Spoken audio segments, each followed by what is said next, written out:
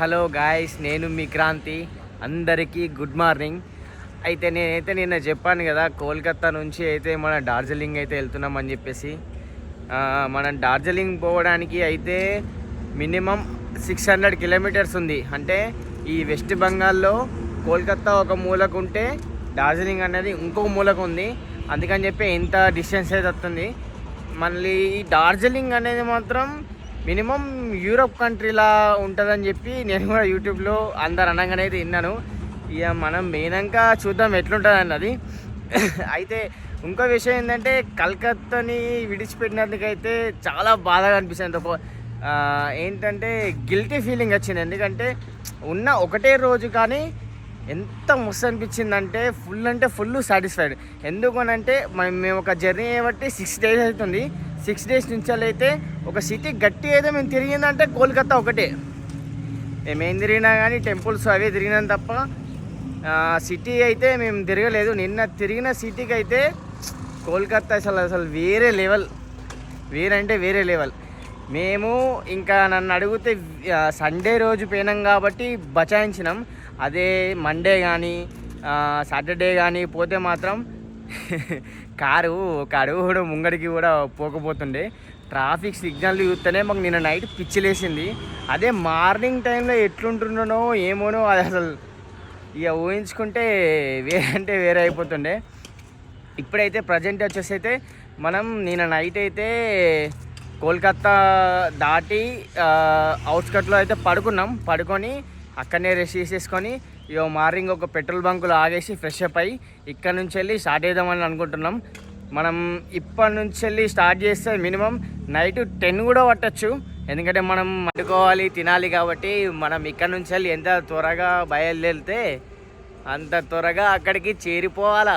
ఎందుకంటే అది full ghat road అని అయితే అసలు ఒక మరో కేరళ లాగా ఘాట్ రోడ్స్ అయితే ఉంటాయట. అందుకనే మనం ఎంత నైట్ జర్నీ కాకుండా మార్నింగ్ జర్నీ వేస్తే మనం సేఫ్టీగా ఉంటాం. అంతే, చలో వెళ్దామా.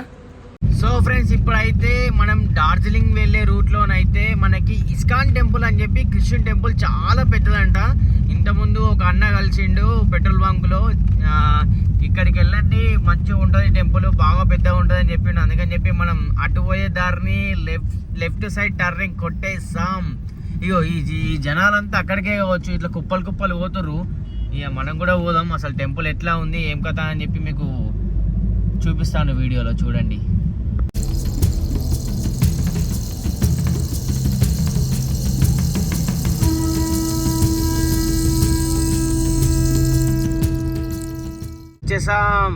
మనం వచ్చేసాం ఇస్కాన్ టెంపుల్కి.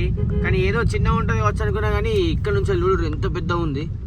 అసలు నేను ఇంత పెద్ద ఉంటుందని చెప్పి, ఇంత పబ్లిక్ ఉంటారని చెప్పి అనుకోలేదు. ఏదో చిన్న ఊరు, చిన్నది కావచ్చు అని అనుకున్నా. ఫుల్ పబ్లిక్ ఉన్నారు. నీకు ఎంతోమంది వీడియోలో విసిరిగా ముంగట. ఇక్కడనైతే కార్ పార్కింగ్ ఉంది, ఇందులో మంచి అవైలబుల్ ఉంది ఇక్కడనైతే. సో మనమైతే కార్ అయితే ఇక్కడ పార్క్ చేసినాం. ఇక్కడ పార్క్ చేసేసి అయితే స్నానం చేయడానికి అయితే వెళ్తున్నాం. స్నానం చేయలేవు పొద్దుగాల.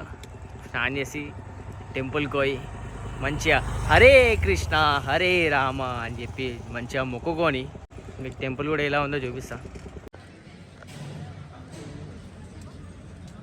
అయితే ఇప్పుడు స్నానం చేసి టెంపుల్కి అయితే వెళ్తున్నాను. ఫోన్ అయితే నాట్ అలౌడ్ అంట. బ్యాగును ఫోను ఇక లాకర్ రూమ్లో పెట్టేసి లోపలికి అయితే దర్శనం చేసుకొని వచ్చేసి మీకు అన్నీ చూపిస్తాను, ఓకేనా. సో ఇదే అయితే టెంపుల్ బయట నుంచి తీసుకుంటే చూడండి. లోపల అయితే కృష్ణుడు అయితే అసలు లోపల ఎంత పీస్ఫుల్ ఉంది తెలుసా. లోపల భజనలు జరుగుతున్నాయి. అసలు వేరే అంటే వేరే ఉంది. ఆ లారీ డ్రైవర్ అన్నకైతే సలాం కొట్టాలి ఈ టెంపుల్ గురించి చెప్పడానికి పొమ్మని.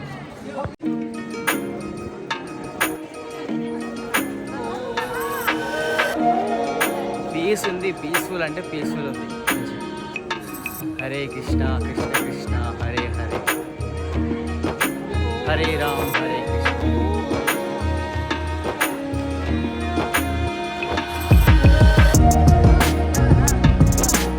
ఫ్రెండ్స్, లోపలనైతే కృష్ణుడు, రాధ, చుట్టూ 9 మంది గోపికలు అయితే ఉన్నారు. కానీ ఎంత మంచిగా అనిపించింది. లోపలైతే చాలా పీస్ఫుల్గా ఉంది. ఇది మాత్రం ఈ టెంపుల్ ప్రపంచంలో అతిపెద్ద టెంపుల్ అని చెప్పి చెప్తున్నారు. క్రిస్టియన్ టెంపుల్ అయితే ఇస్కాన్ టెంపుల్ అంటే చాలా పెద్దదంట. మీరు గిన ఇటు సైడ్ వస్తే మాత్రం మిస్ కాకండి, కంపల్సరీ విజిట్ చేయండి.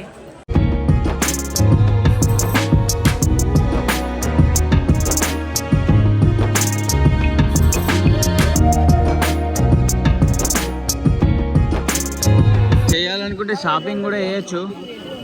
చూడండి ఎంత పబ్లిక్ ఉన్నారో. వా, చాలా పబ్లిక్ ఉన్నారు.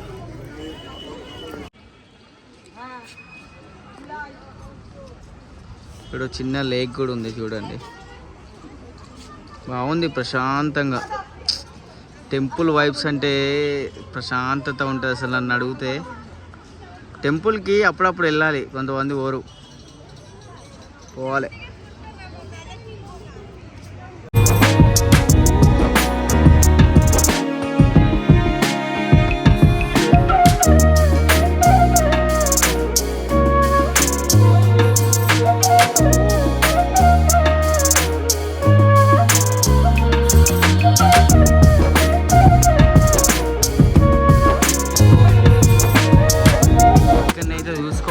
కృష్ణునికి సంబంధించిన డిజిటల్ థియేటర్ అయితే ఉంది. ఇక మనకు టైం లేదు కాబట్టి మనం ఎట్లా చూడం. ఇక టైమింగ్స్ కూడా చూడరికి ఇక్కడ నేను చూపిస్తున్నా. మీకేమన్నా ఫ్రీగా ఉన్నప్పుడు టైం ఉంటే మాత్రం వచ్చి చూడొచ్చు.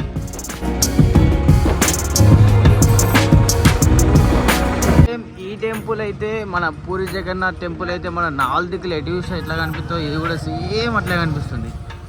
ఎట్టి చూసినా గోపురాలు కనిపిస్తాయి మనకి. 4 సైడ్ నుంచి 4 సైడ్ ఎంట్రన్స్ లెక్కనే ఉంటుంది. ఇప్పుడు మీరు ఇక్కడ చూసుకోవచ్చు టెంపుల్ టైమింగ్స్ అయితే దీనిపైన ఉన్నాయి. మీరు ఎప్పుడైనా రావాలనుకుంటే ఈ టైమింగ్స్ చూసుకొని అయితే వచ్చేయండి. కార్ తీసుకొస్తే పార్కింగ్ గురించి మీకు ఏం దోకా లేదు, కాకపోతే ఫుల్ పార్కింగ్ ఉంది. ఒక 150 రూపీస్ మాత్రం ఛార్జ్ చేస్తారు వీళ్ళు.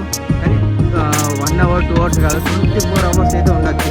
మీకు ఏమైనా అడుగునే టైపు ఏమైనా అనిపించిందంటే సిలిండర్ బుట్టి మాలకి ఏమైనా తెచ్చుకోవాలనుకుంటే మాత్రం తెచ్చుకోరి, లోపలికి మాత్రం వండుకోవచ్చు. కాకపోతే మేము వండుకున్నామంటే మేము కూరగాయలు అవేం తెచ్చుకోలేదు, సో అందుకని వండుకుంటలేదు. చూడండి మంచి ప్రశాంతంగా విశాలంగా ఎంతమంది కూర్చున్నారు.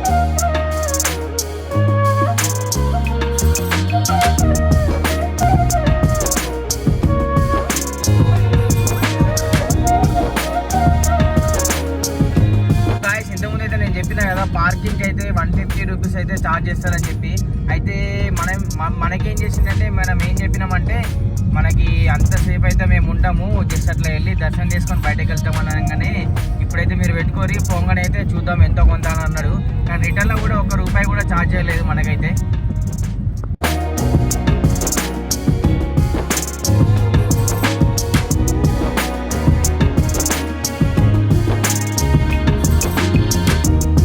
సో ఫ్రెండ్స్ మనమైతే ఇస్కాన్ టెంపుల్ నుండి అయితే అప్పుడే బయలుదేరాము.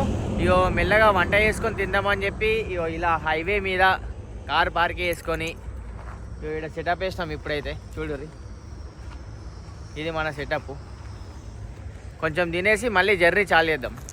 నాకు తెలిసి ఈరోజు మాత్రం మేము డార్జిలింగ్ అయితే చేరుకోము. నాకు తెలిసి 10 వరకు 11 వరకు జర్నీ చేసేసి మేము ఒక కాడ పడుకొని మళ్ళీ మార్నింగ్ అయితే జర్నీ చేద్దామని అనుకుంటున్నాం. ఎందుకంటే నైట్ జర్నీ బాగుండదు, ఎందుకంటే అంత ఘాట్ రోడ్ ఉంటుంది కదా అది. సో అందుకని చెప్పేసి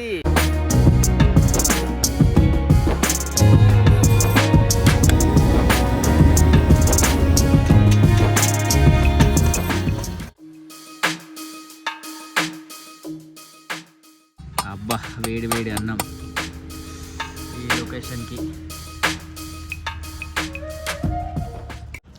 కర్రీ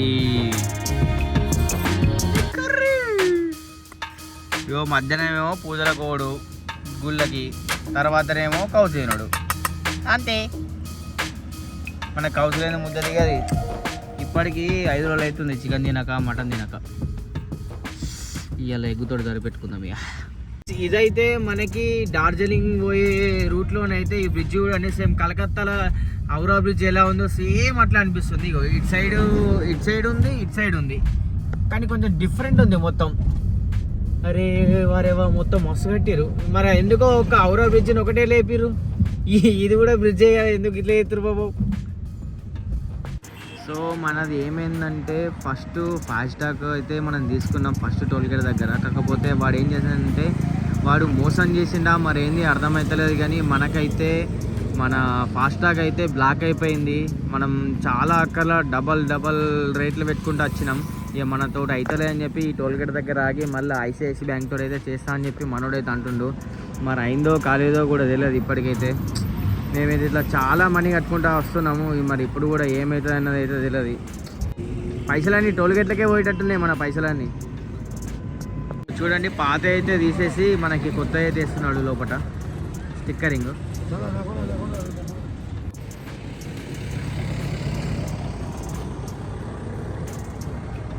మనకి కొత్త అయితే చేసిండు. కాకపోతే మరి అది ఉంటుందా మళ్ళీ వీక్తుందా తెలియదు. సో ఫ్రెండ్స్ మనమైతే ఇంకా డార్జిలింగ్ చేరుకోవాలంటే ఇంకో 250 కిలోమీటర్స్ ఉంది.